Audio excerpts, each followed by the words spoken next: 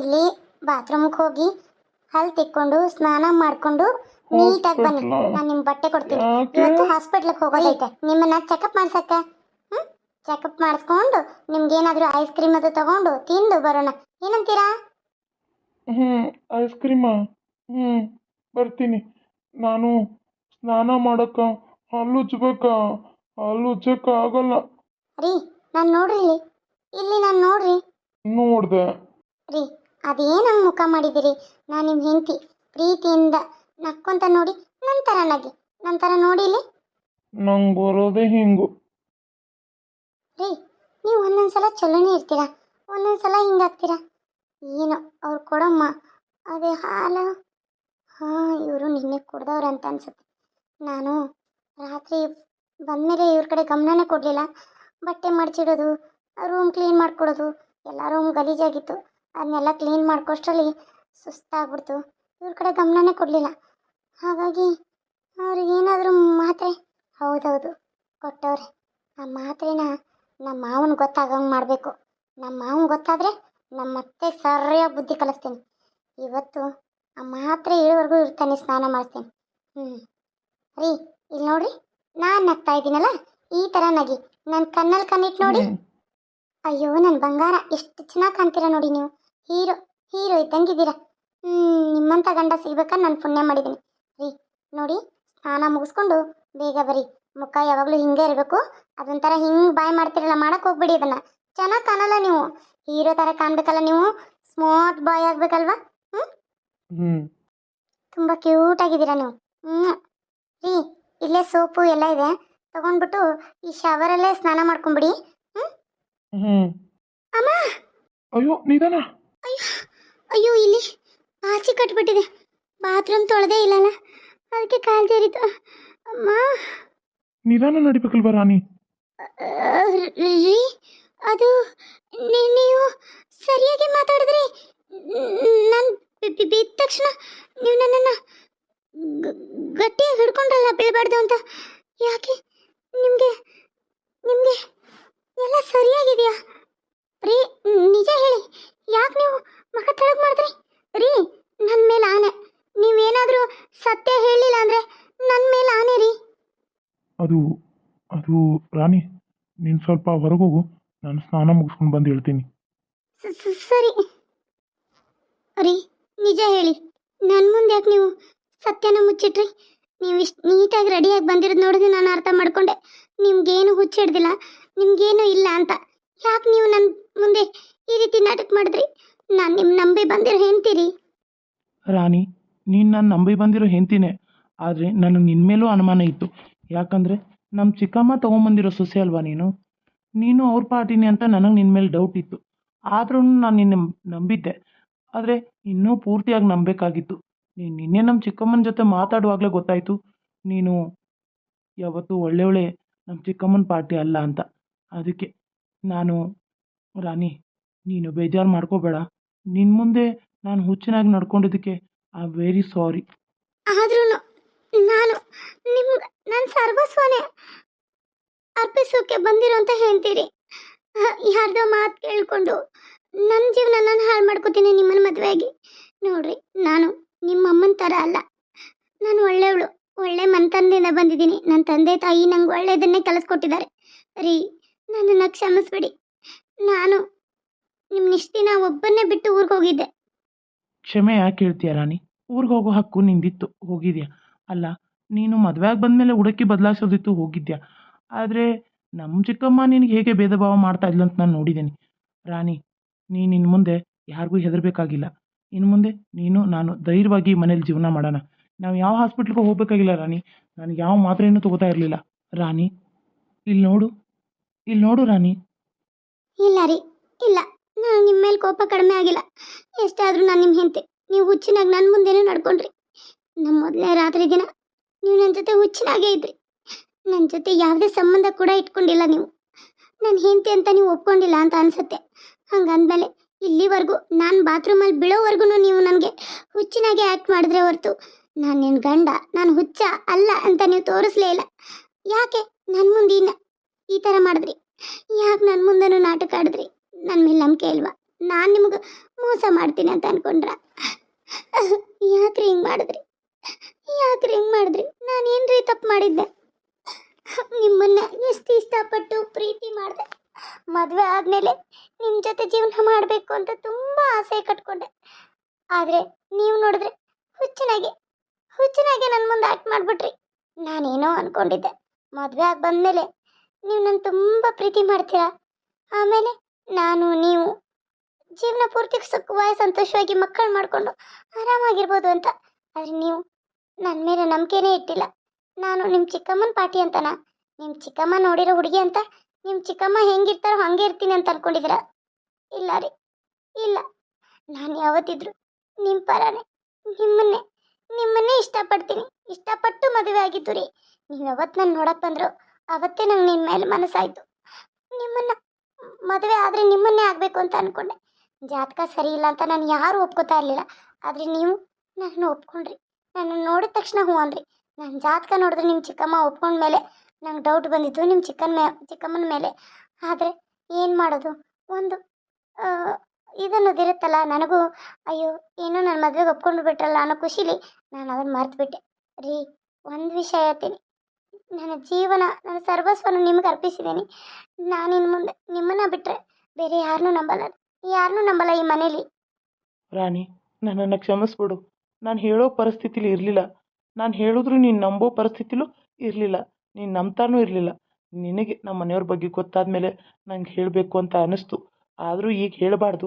ನನ್ನ ಬಗ್ಗೆ ನಾನು ಹುಚ್ಚ ಅಲ್ಲ ಅಂತ ನಮ್ಮ ಚಿಕ್ಕಮ್ಮನಿಗೆ ಗೊತ್ತಾದರೆ ನನ್ನನ್ನು ನಿನ್ನನ್ನು ಕೊಲ್ಲೋಕ್ಕೂ ಹೇಸಲ್ಲ ನಮ್ಮ ಚಿಕ್ಕಮ್ಮ, ತಿಳ್ಕೊ.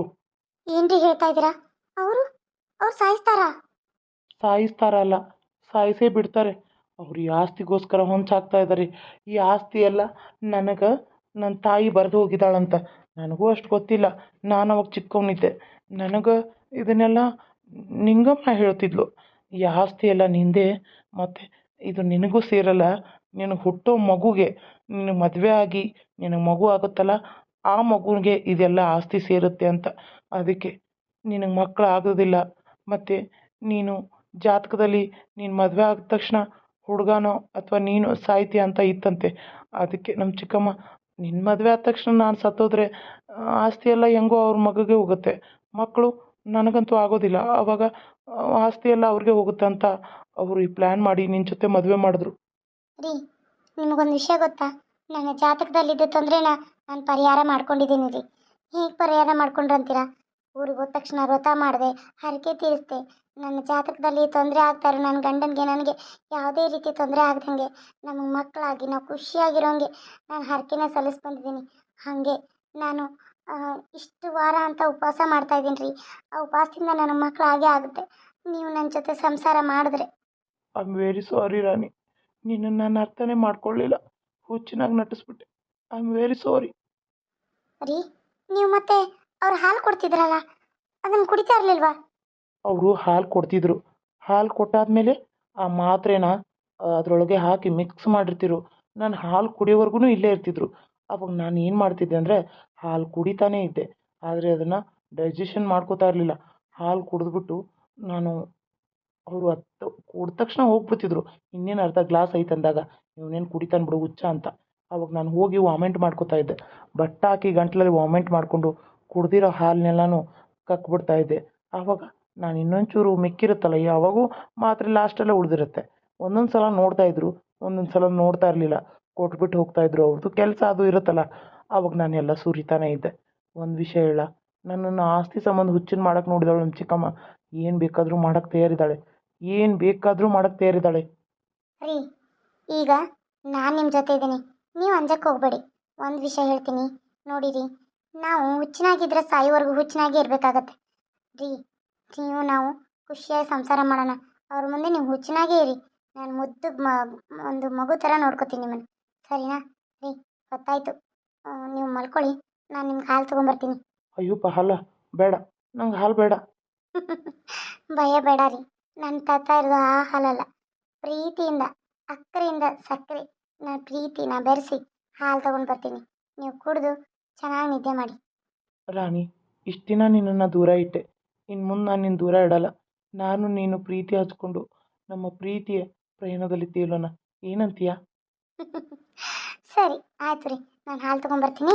ನೀವು ಸ್ನಾನ ಮ್, ಇವಾಗ ಮಾಡಿದ್ರಲ್ಲ, ಸರಿ. ಒಂದು ಸ್ವಲ್ಪ ಹೋಗಿ ದೇವ್ರಿಗೆ ಕೈ ಮುಗಿದು ಬನ್ನಿ. ಆದರೆ ನೀವು ಯಾವ ಥರ ಹೋಗ್ಬೇಕನ್ನೋದು ನಿಮ್ಗೆ ಗೊತ್ತೈತಲ್ಲ, ನಾನು ಹಾಲು ತರೋಷ್ಟಲ್ಲಿ ನೀವು ಹೋಗಿ ಬನ್ನಿ. ಸರಿ. ಒಬ್ಬರು ಕಮೆಂಟ್ ಮಾಡಿದ್ರು ಬೇಕಾಬಿಟ್ಟು ವಿಡಿಯೋ ಹಾಕ್ತಿ ಅಂತ. ಹಾಗೇನಿಲ್ಲ, ಸ್ವಲ್ಪ ನಂದು ಅದು ಇದಾಗಿತ್ತು, ಏನಂತಾರೆ ಟ್ವಿನ್ ಕ್ರಾಪ್ ಆ್ಯಪ್ದು ಅದ್ರದ್ದು ಅಮೌಂಟ್ ಹಾಕಿ ಗೊಂಬೆಗಳ್ನ ತೊಗೋಬೇಕಾಗಿತ್ತು. ಹಾಗಾಗಿ ನಾನು ಒಂದು ತಿಂಗಳು ಟೈಮ್ ತೊಗೊಂಡೆ. ಗೊಂಬೆಗಳು ತೊಗೊಂಡ್ಮೇಲೆ ಯಾಕೋ ಸರಿಯಾಗಿ ವಿಡಿಯೋ ಬರ್ತಾ ಇರಲಿಲ್ಲ. ವಿಡಿಯೋ ಮಾಡಿದ ತಕ್ಷಣ ಎಕ್ಸ್ಪೋರ್ಟ್ ಇಟ್ಟರು ಬರ್ತಾ ಇಲ್ಲ, ಇವಾಗಲೂ ಬರ್ತಾ ಇಲ್ಲ. ಅದು ಏನಾಗಿದೆಯೋ ಗೊತ್ತಿಲ್ಲ. ಅದನ್ನು ನಾನು ರೆಕಾರ್ಡ್ ಮಾಡಬೇಕಾಗ್ತಾ ಇದೆ. ರೆಕಾರ್ಡ್ ಮಾಡಿದಾಗ ಗೊಂಬೆಗಳೆಲ್ಲ ಬ್ಲರ್ನ್ ಬರ್ತಾ ಇದ್ದಾವೆ. ಹಾಗಾಗಿ ಇಷ್ಟು ದಿನ ಟೈಮ್ ತೊಗೊಂಡೆ ನಾನು, ಅದೇನೋ ಆಗಲೇ ಇಲ್ಲ. ಸರಿ ಬಿಡತ್ತ, ಮತ್ತಿನ್ನು ದುಡ್ಡು ಕೊಟ್ಟು ತೊಗೊಂಡಿದ್ದೀನಿ, ಹೆಂಗೋ ಒಂದು ತಿಂಗಳಂತೂ ಹೋಗೇ ಬಿಡ್ತು. ಒಂದು ತಿಂಗಳು ನಷ್ಟನೇ ಆಯಿತು ನಂದು. ಅದು ಸರಿ ಮಾಡೋಕ್ಕಾಗಲೇ ಇಲ್ಲ. ಇಲ್ಲಿ ನಾ ರೆಕಾರ್ಡ್ ಮಾಡಿ ಮಾಡಿ ಹಾಕಿದ್ರೆ ಆಯಿತು ಅಂತ. ಇದು ನನ್ನದೇ ಕತೆ, ಪ್ಲೀಸ್ ಸಪೋರ್ಟ್ ಮಾಡಿರಿ. ಈ ರೆಕಾರ್ಡ್ ಮಾಡಾದರೂ ಹಾಕ್ತೀನಿ ನಾನು. ಏನಂದರೆ ನಾನೇ ಮಾತಾಡಿ ಎಲ್ಲ ಮಾಡಿರ್ತೀನಿ, ಲಾಸ್ಟ್ಗೆ ಇದನ್ನು ರೆಕಾರ್ಡ್ ಮಾಡಬೇಕು. ಇದನ್ನು ಸೇವ್ ಮಾಡೋಕ್ಕಾಗಲ್ಲ ಗ್ಯಾಲ್ರಿಲಿ. ಸ್ಕ್ರೀನ್ ರೆಕಾರ್ಡ್ ಮಾಡಿಬಿಟ್ಟು ಆಮೇಲೆ ಸೇವ್ ಮಾಡಿ ಎಡಿಟ್ ಮಾಡಿ ಅಪ್ಲೋಡ್ ಮಾಡಬೇಕು. ಆವಾಗ ನಿಮಗೆ ಸ್ವಲ್ಪ ಮುಖ ಬ್ಲರ್ನ್ ಬರ್ತಾವೆ ಗೊಂಬೆಗಳದ್ದು. ಸೊ ಅಡ್ಜಸ್ಟ್ ಮಾಡ್ಕೊಳ್ಳಿ. ನಾನು ಎಷ್ಟೋ ಟ್ರೈ ಮಾಡೋಕ್ಕೆ ನೋಡಿದೆ, ಯಾಕೋ ಬರಲೇ ಇಲ್ಲ.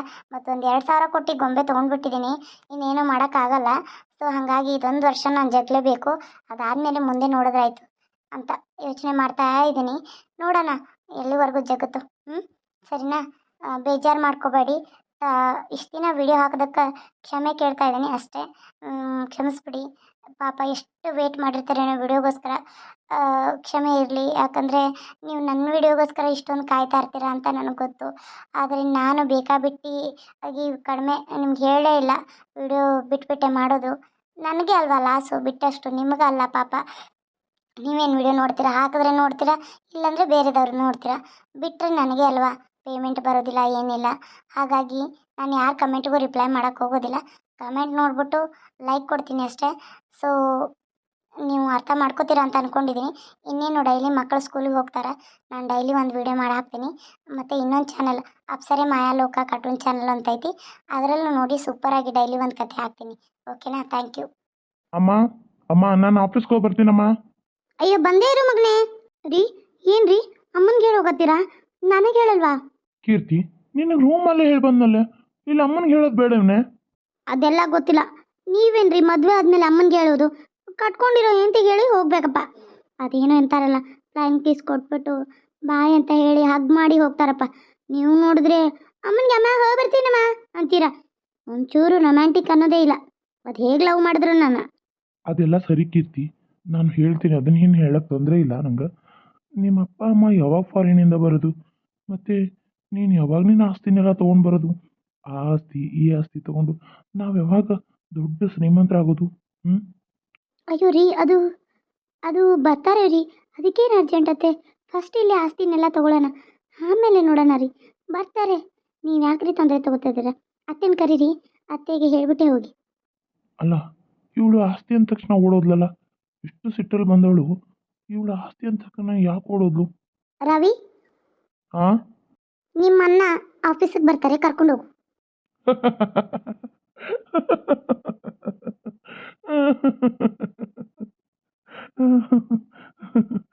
ಏನು ಜೋಕ್ ಮಾಡ್ತಾ ಇದ್ದೀರಾ ವೈನಿ? ಅಲ್ಲ, ಇವನು ಆಫೀಸಿಗೆ ಬರ್ತಾನ? ಏನು ಹೇಳ್ತಾ ಇದ್ದೀರಾ? ನನಗಂತೂ ನಂಬಕ್ಕಾಗ್ತಾ ಇಲ್ಲ. ನಿಮ್ಗೇನಾದರೂ ಅನ್ನನ ನೆರಳು ಬಡಿತಾ ಏನು? ಅವನ ಗತೆ ನೀವು ಹುಚ್ಚಾದ್ರೆ ಏನು? ನಾನು ಆಫೀಸಿಗೆ ಬರ್ತೀನಿ, ನಾನು ಆಫೀಸಿಗೆ ಬರ್ತೀನಿ ಅನ್ನಕ್ಕದೇನು ಮಕ್ಕಳ ಆಟನ? ಆಫೀಸ್ ಅದು, ಅಲ್ಲಿ ಎಲ್ಲನೂ ನಾವು ವರ್ಕರ್ಸ್ನ ನೋಡ್ಕೋಬೇಕಾಗುತ್ತೆ, ಎಲ್ಲನೂ ಜವಾಬ್ದಾರಿಯಿಂದ ತೊಗೋಬೇಕಾಗುತ್ತೆ. ನಿನ್ನಂಥ ಕುಂಟೆಬಿಲ್ಲೆ ಆಟ ಆಡೋನ ಕರ್ಕೊಂಡೋಗಿ ಆಫೀಸಲ್ಲಿ CO ಪೋಸ್ಟಲ್ಲಿ ಕುಣ್ಸೋಕ್ಕಾಗತ್ತಾ? ಮನೇಲೇ ಬಿದ್ದಿರು ಏನೋ. ಯಾಕೆ ರವಿ, ಯಾಕೆ ಬರಬಾರ್ದು?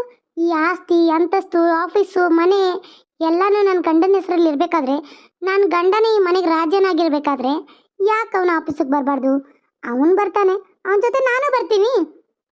ಏನು ಹೇಳ್ತಾ ಇದ್ದೀರಾ ನೀವು? ನೀವು ಬರ್ತೀರಾ ಆಫೀಸ್ಗೆ? ನೋಡಿ, ನಮ್ಮ ಮನೇಲಿ ಯಾವ ಹೆಣ್ಮಕ್ಳು ದುಡಿಯೋಕ್ಕೆ ಹೋಗಿಲ್ಲ, ಇದುವರೆಗೂ ನಾವು ಯಾರನ್ನೂ ಕಳಿಸೇನೂ ಇಲ್ಲ. ಅದರಲ್ಲಿ ನೀವು ಆಫೀಸಿಗೆ ಬರ್ತೀರಾ? ಏನು ಅನ್ಕೊಂಡ್ಬಿಟ್ಟಿದ್ದೀರಾ? ಹಾಂ, ಅದು ಫ್ಯಾಷನ್ ಡಿಸೈನರ್ ಆಫೀಸು. ಅಲ್ಲಿ ಯಾವ ಥರ ಡಿಸೈನ್ ಮಾಡಬೇಕು ಅನ್ನೋದು ನಿಮ್ಗೇನು ಗೊತ್ತಾ? ಏನು ಅಂತ ಛೇ ರವಿ, ಅಯ್ಯೋ ಅಯ್ಯೋ ಅಯ್ಯೋ ಅಯ್ಯೋ ಅಯ್ಯೋ ಅಣ್ಣನಿಗೆ ಕೋಪ ಬರ್ತಾ ಇದೆ.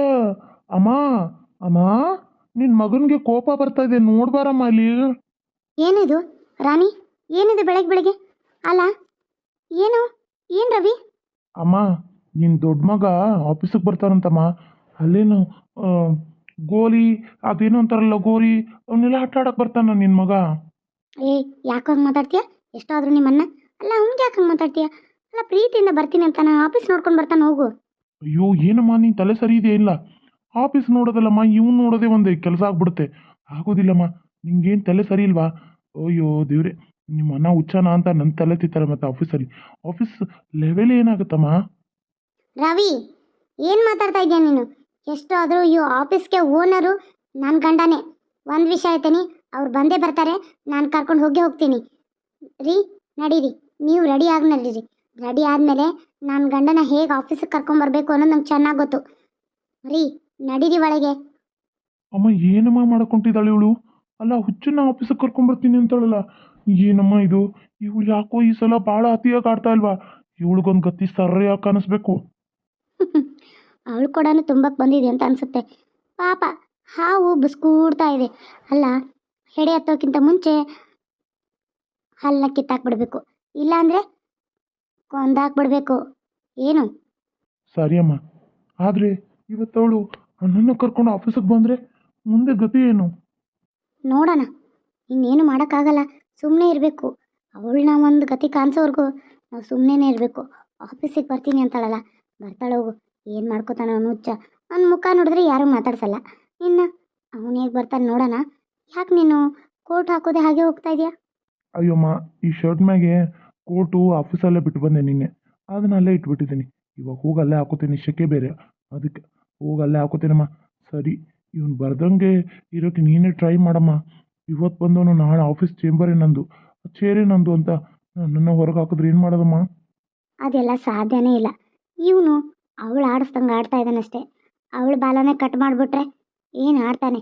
ಹ್ಞೂ, ಸರಿನಮ್ಮ, ಆಯಿತು, ನಾನು ಹೋಗಿ ಬರ್ತೀನಿ. ಕೀರ್ತಿ, ಬಾಯ್. ಸರಿ ರೀ. ಅತ್ತೆ, ಈ ಸಲ ರಾಣಿ ಬಂದಾಗಿಂದ ತುಂಬ ಅತಿಯಾಗಿ ಆಡ್ತಾ ಇದ್ದಾಳಲ್ಲ, ಏನತ್ತೆ ಇದು? ಅಲ್ಲ, ಅವಳು ಯಾವತ್ತೂ ಈ ಥರ ಇರಲಿಲ್ಲ. ನಿಮಗೆ ಭಯ ಬಿದ್ದು ಎಲ್ಲ ಕೆಲಸ ಮಾಡ್ತಾಯಿದ್ಲು. ಇವಾಗ ಬೆಳಗ್ಗೆ ಎದ್ದ ತಕ್ಷಣ ಆಫೀಸ್ಗೆ ಹೋಗ್ತೀನಿ ರೆಡಿಯಾಗಿ ಅಂತ ಇದ್ದಾಳೆ. ಅತ್ತೆ, ಏನಿದು ಒಳೆ ಸಂಚು? ಅಲ್ಲ, ಈ ನಿಂಗೆ ಯಾರು? ಅದು ಬಿಡಿ, ಈ ಸುಮತಿ ಯಾರು? ಇದೆಲ್ಲ ಇನ್ನು ನಿನ್ನ ಮುಂದೆ ಹೇಳ್ಕೊಂತ ಕುಂದಿರ್ಬೇಕಾ? ಸುಮತಿ ರಾಜನ ತಾಯಿ, ನಿಂಗಿ ಈ ಮನೆ ಕೆಲಸದವಳು. ಸುಮತಿ ಸತ್ತ ಮೇಲೆ ರಾಜನ್ನ ನಿಂಗಿನೇ ನೋಡ್ಕೋತಾ ಇದ್ಲು. ಆ ನಿಂಗಿ ಎಲ್ಲ ಊರು ಬಿಟ್ಟು ಯಾವಂದ ಜೊತೆ ಓಡೋದ್ಲು, ಅದನ್ನು ಇವಳು ಕೇಳ್ತಾ ಇದ್ದಾಳಷ್ಟೆ. ಈ ಸುಮತಿ ಅತ್ತೆ ಯಾಕೆ ಸತ್ತೋದ್ರು ಅತ್ತೆ? ಅವಳಿಗೆ ದೊಡ್ಡ ಕ್ಯಾನ್ಸರ್ ಇತ್ತು, ಕ್ಯಾನ್ಸರಿಂದ ಸತ್ತೋದ್ಲು.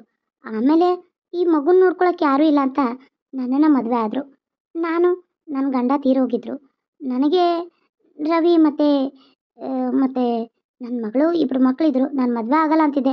ಹೆಂಗೋ ಕೇರ್ ಟೇಕರ್ ಆಗಿರೋ ಇರ್ಬೋದು, ಮದುವೆ ಆಗು, ನಾನು ನಿನ್ನ ಜೊತೆ ಜೀವನ ಮಾಡಲಿಲ್ಲ ಅಂದರು ನಿನ್ನ ಮಕ್ಕಳಿಗಾಗಲಿ ನಿನಗಾಗಲಿ ಆಸರೆ ಸಿಗುತ್ತೆ ಅಂದರು. ಹಾಗಾಗಿ ನಾನು ಮದುವೆ ಆದೆ. ಈಗ ಈ ಆಸ್ತಿಲಿ ನನ್ನ ಮಗನಿಗೂ ರಾಜುಗೂ ಇಬ್ಬರಿಗೂ ಹಾಕಿದೆ. ಅಂದರೆ ಇದು ಆಸ್ತಿ ರವಿದಲ್ಲ, ರಾಜುಂದು ಅಲ್ವಾ? ಹಾಗಂತ ಯಾರು ಹೇಳಿದ್ರು? ಇದೆಲ್ಲ ನನ್ನ ಮಗಂದೆ. ಈ ಹುಚ್ಚ ಎಷ್ಟು ದಿನ ಬದುಕ್ತಾನೆ, ಆಮೇಲೆ ಈ ರಾಣಿ ಎಷ್ಟು ದಿನ ಬದುಕ್ತಾಳೆ, ಅವರಿಬ್ಬರನ್ನು ಸಾಯಿ ಹೊಡೆದು ಈ ಆಸ್ತಿನೆಲ್ಲ ನನ್ನ ಮಗನ ಹೆಸರಲ್ಲೇ ಮಾಡ್ತೀನಿ. ಅಯ್ಯೋ ಅತ್ತೆ, ಹಾಗಾದರೆ ನಾನು ನಿಮ್ಮ ಜೊತೆ ಕೈ ಜೋಡಿಸ್ತೀನಿ. ಹೌದಾ? ನಂಗೆ ತುಂಬ ಖುಷಿ ಆಯಿತು, ತುಂಬ ಖುಷಿ ಆಯಿತು ನನಗೆ. ಅತ್ತೆ, ಏನಿದು? ಇವಳು ಅವತಾರ ಒಂಥರ ಮಾಡರ್ನ್ ಹೀರೋಯಿನ್ ಥರ ಕಾಣ್ತಾ ಇದ್ದಾಳಲ್ಲ. ಅಯ್ಯಪ್ಪ, ಎಷ್ಟು ಚೆನ್ನಾಗಿ ಕಾಣ್ತಾ ಇದ್ದಾಳೆ ಇವಳು, ಇಷ್ಟು ಸುಂದರವಾಗಿದ್ದಾಳ. ಅಯ್ಯೋ ದೇವ್ರೆ, ಏನು ಇವಳು ಡ್ರೆಸ್ಸು? ಫ್ಯಾಷನ್ ಡಿಸೈನರ್ ಆಫೀಸ್ಗೆ ಫ್ಯಾಷನ್ ಡಿಸೈನರ್ ಆಗಿ ನೋಡಿ ಹೋಗ್ತಾ ಇದ್ದಾಳೆ. ಇವಳು ಲುಕ್ಗೆ, ಅಲ್ಲ, ಇವಳು ಲುಕ್ಕಿಗೆ ಆಫೀಸಲ್ಲಿ ಎಲ್ಲರೂ ಇವಳಿಗೆ ಸಲಹೆ ಹೊಡೋದು ಗ್ಯಾರಂಟಿ. ಅಲ್ಲ, ಈ ಥರ ರೆಡಿಯಾಗಿ ಹೋಗ್ತಾ ಇದ್ದಾಳೆ. ಏನಪ್ಪ ಇದು, ಇಷ್ಟೊಂದು ಸ್ಮಾರ್ಟ್ ಆಗಿದ್ದಾಳೆ ಇವಳು, ನಂಗೆ ಗೊತ್ತೇ ಇರಲಿಲ್ಲಲ್ಲ. ಆ ಒಂದು ಸೀರೆ ಉಟ್ಕೊಂಡು ಯಾವಾಗಲೂ ಕೊಳಕ್ನಾರ್ದಂಗೆ ನಾಡ್ತಿದ್ಲು. ಎಷ್ಟು ಸ್ಮಾರ್ಟ್ ಆಗಿದ್ದಾಳೆ ಇವಳು. ನಾನು ಈ ಥರ ಬಟ್ಟೆ ಹಾಕಿದ್ರೂ ಅಷ್ಟು ಚೆನ್ನಾಗಿ ಕಾಣಲ್ಲ, ಈ ಥರ ಹೇರ್ ಸ್ಟೈಲ್ ಮಾಡಿದ್ರೆ ಚೆನ್ನಾಗಿ ಕಾಣಲ್ಲ. ಅವಳು ಏನಪ್ಪ ಇವಳು? ಏನಿದು ರಾಣಿ? ಹಾಂ, ಏನಿದು? ಈ ಥರ ಕ್ಯಾಪು ಸ್ಪೆಕ್ಟು ಹಾಕ್ಕೊಂಡೆಲ್ಲ ಎಲ್ಲಿ ಹೊಂಟಿದೆ? ತೆಗಿ ಅದನ್ನು, ತೆಗಿ. ಮನೆ ಸೊಸೆಗೆ ಈ ಥರ ಕೊಬ್ಬೇನೆ ತೆಗಿ ಅಂದೆ. ತೆಗ್ದೆ ಅತ್ತೆ. ಏನಾದರೂ ಕಮ್ಮಿ ಆಗಿದೆ ನನ್ನಲ್ಲಿ? ನಾನು ಹೇಗೆ ಕಾಣ್ತಾ ಇದ್ದೀನಿ? ನಿಮ್ಮ ಮಗ ಅಂದ ಫ್ಯಾಷನ್ ಡಿಸೈನರ್ ಆಫೀಸ್ ಹೋದು ನಿನ್ನಂಥವಳು ಬಂದು ಏನು ಮಾಡ್ತಾರೆ ಅಂತ. ಅದಕ್ಕೆ ರೆಡಿಯಾಗಿದ್ದೀನಿ ಅತ್ತೆ. ಅತ್ತೆ, ನಾನು ಹೇಗೆ ಕಾಣ್ತಾ ಇದ್ದೀನಿ ಅಂತ ತೋರಿಸ್ಬೇಕಾ ನಿಮಗೆ? ಅದೆಲ್ಲ ಸರಿ ರಾಣಿ. ಭಾವನ್ಗೆ ಗಡ್ಡನೇ ಇರಲಿಲ್ಲ, ಎಲ್ಲಿಂದ ಬಂತು? ಅದು ಆರ್ಟಿಫಿಷಿಯಲು. ಅವ್ರಿಗೆ ಗಡ್ಡ ಬರೋಕ್ಕೆ ನಾನು ಬಿಟ್ಟೇನೇ ಇರಲಿಲ್ಲ. ಅವರು ಈ ಥರ ರೆಡಿ ಆಗಲಿ ಅಂತ ನಾನೇ ಆರ್ಟಿಫಿಷಿಯಲ್ದು ಹಚ್ಚಿದ್ದೀನಿ. ಏನಾಯ್ತೀಗ ನಿನಗೆ ಅದ್ರ ಮೇಲೆ ಯಾಕೆ ಕಣ್ಣು? ಅದರಲ್ಲೂ ಅವರು ಲುಕ್ಕಾಗಿ ಕಾಣಬೇಕಲ್ವಾ? Office CEO. ಅವರು CEO ಚೇಂಬರಲ್ಲಿ ಇರಬೇಕಾದ್ರೆ ಒಂಥರ ಟ್ರೆಡಿಷ್ನಲ್ ಲುಕ್ ಇರಬಾರ್ದಾ ರೀ? ಏನಂತೀರಾ? ಅಲ್ಲ, ಇವನೇನು ಇಷ್ಟು ಡಿಸೆಂಟಾಗಿ ನಿಂತಾನ? ಇವನಿಗೆ ಹುಚ್ಚು ಹಿಡ್ದಿಲ್ವಾ? ಮಾತ್ರೆ ತಗೊಂಡಿಲ್ವ ನೀವು? ಅತ್ತೆ, ನೀವೇನು ಚಿಂತೆ ಮಾಡಬೇಡಿ. ಯಾವ ಮಾತ್ರೆನೂ ಅವ್ರು ತಗೊಂಡಿಲ್ಲ. ಏನು ಹೇಳಕತ್ತೀಯಾ? ಯಾವ ಮಾತ್ರೆ? ಮಾತ್ರೆ ಅಂತ ಯಾರಂದ್ರೀಗ? ಹೌದಪ್ಪ ಅತ್ತೆ, ಯಾರು ಅಂದಿಲ್ಲ ಮಾತ್ರೆ ಅಂತ. ಇವಳು ಹೆಂಗೆ ಹೇಳ್ತಾ ಇದ್ದಾಳೆ? ಅಯ್ಯೋ, ನಾನು ಮನಸ್ಸಲ್ಲಿ ಅನ್ಕೊಂಡಿದ್ದು ಇವಳಿಗೆ ಹೆಂಗೆ ಗೊತ್ತಾಯ್ತು? ಅಯ್ಯೋ, ನಾನು ಮನಸ್ಸಲ್ಲಿ ಅನ್ಕೊಂಡಿದ್ದು ಇವಳಿಗೆ ಹೆಂಗೆ ಗೊತ್ತಾಯ್ತು? ಅಯ್ಯೋ, ಇವಳೇನು ಅಂದಂಗೆ ಅಂತ ಇದ್ದಾಳಲ್ಲಪ್ಪ. ಮನಸ್ಸಲ್ಲಿ ಮಾತಾಡೋದು ಏನಾದರೂ ಇವಳು ಗೊತ್ತಾಗುತ್ತಾ? ಅಯ್ಯೋ, ಇವಳೇನು ಅಂದಂಗೆ ಅಂತ ಇದ್ದಾಳಪ್ಪ. ಮನಸ್ಸಲ್ಲಿ ಮಾತಾಡೋದು ಇವಳಿಗೇನಾದರೂ ಗೊತ್ತಾಗುತ್ತಾ? ಅಯ್ಯೋ ಶಿವನೇ, ಅತ್ತೆ ಏನಾದರೂ ಮನಸ್ಸಲ್ಲಿ ಅನ್ಕೊಳ್ತಾ ಇದ್ದಾರಾ? ಅದಕ್ಕೆ ಇವಳಿಗೆ ಮಾತಾಡ್ತಾ ಇದ್ದಾಳಾ? ಅತ್ತೆ ಎಷ್ಟೊಂದು ಗಾಬರಿ ಆಗವ್ರೆ. ಅಯ್ಯೋ ಶಿವನೇ, ಅತ್ತೆ ಏನಾದರೂ ಮನಸ್ಸಲ್ಲಿ ಅನ್ಕೋತಾ ಇದ್ದಾರಾ? ಅತ್ತೆ ಅನ್ಕೊಂಡಂಗೆ ಇವ್ರು ಹೇಳ್ತಾ ಇದ್ದಾಳಾ? ಅತ್ತೆ ಎಷ್ಟೊಂದು ಗಾಬರಿ ಆಗದಾಳೆ? ನೀನೇನಾದರೂ ಅನ್ಕೊಂಡಿನಿ? ಹ್ಞೂ ಅತ್ತೆ, ನಾನು ಅನ್ಕೊಂಡಂಗೆ ನಿಜವಾಗ್ಲೂ ಹೇಳಿದ್ಲು. ಏನೇ ರಾಣಿ, ಊರಿಗೆ ಹೋದ್ಮೇಲೆ ಮಾಟ ಮಂತ್ರ ಮಾಡೋದಕ್ಕೆ ಕಲ್ತ್ಕೊಂಡು ಬಂದಿದೆಯಾ ಏನು? ಅದಕ್ಕೆ ನಮ್ಮ ಮನಸ್ಸಲ್ಲಿರೋದು ನಿಂಗೆ ಅರ್ಥ ಆಗ್ತಾ ಇದೆಯಾ? ಮಾಟಗಾರ್ತಿ ಆಗಿದ್ದೀನಿ. ಯಾವ ಮಾಟಗಾರ್ತಿನೂ ಇಲ್ಲ, ಏನೂ ಇಲ್ಲ ಅತ್ತೆ. ಸುಮ್ಮನೆ ಹಂಗೆ ಜಲಕ್ ಬಿಟ್ಟೆ. ನೀವು ಮನಸ್ಸಲ್ಲಿ ಇದೇ ಥರ ಅನ್ಕೋತೀರಾ ಅಂತ ನಾನು ಯೋಚನೆ ಮಾಡ್ತಾ ಇದ್ದೆ ಅಷ್ಟೇ. ಸರಿನಾತೆ ರೀ, ಬನ್ನಿರಿ, ಆಫೀಸ್ಗೆ ಹೊತ್ತಾಯ್ತು. ರೀ, ನಿಮ್ಮ ಕಾರ್ ಡ್ರೈವಿಂಗ್ ಬರುತ್ತಾ? ನಾನು ಡ್ರೈವ್ ಮಾಡಲಾ? ಬರುತ್ತೆ. ಹಾಗಾದ್ರೆ ನಡೀರಿ ರೀ, ಈ ವಾರದಲ್ಲಿ ನಾವು ಹನಿಮೂನಿಗೆ ಹೋಗೋಣವಾ? ಓ, ನಾನಂತೂ ತುಂಬ ಖುಷಿ ರೀ. ಸರಿ, ಹಾಗಾದರೆ ನೀವು ಈಗ ಆಫೀಸ್ಗೆ ಹೋಗೋಣವಾ? ಬನ್ನಿ. ನಡಿ. ಏನಿದು, ಇವಳು ಯಾಕೋ ಚೇಂಜ್ ಆದಂಗೆ ಅನಿಸ್ತಾಳಲ್ಲ? ಏನೋ ಮಾಡ್ಕೊಂಡವಳು, ಏನೋ ಆಗಿದೆ. ಅಲ್ಲ, ಇವಳು ಹೆಂಗಿಷ್ಟು ಬದಲಾದ್ಲು? ನನಗೆ ಭಯ ಬಿದ್ದು ನಾನು ಹೇಳ್ದಂಗೆ ಆಸ್ತಿನೆಲ್ಲ ನಮ್ಮ ಹೆಸ್ರಿಗೆ ಬರ್ಕೊಡ್ತಾಳಂತ ಮದುವೆ ಮಾಡಿಕೊಂಡ್ರೆ ಇವಳು ಈ ಥರ ಆಗಲ್ಲ. ಏನಪ್ಪ ಮಾಡ್ಲೀಗ? ಅತ್ತೆ, ಕತೆ ನೋಡಿದ್ರಲ್ಲ, ನಮ್ಮ ಮಾವ ನಾಳೆ ಆಫೀಸ್ಗೆ ಹೋಗಿ ಏನು ಮಾಡ್ತಾರೆ ಅಂತ ನಾಳೆವರೆಗೂ ಕಾಯಿರಿ, ಓಕೆನಾ? ಬರೋಣ, ಬಾಯ್ ಬಾಯ್.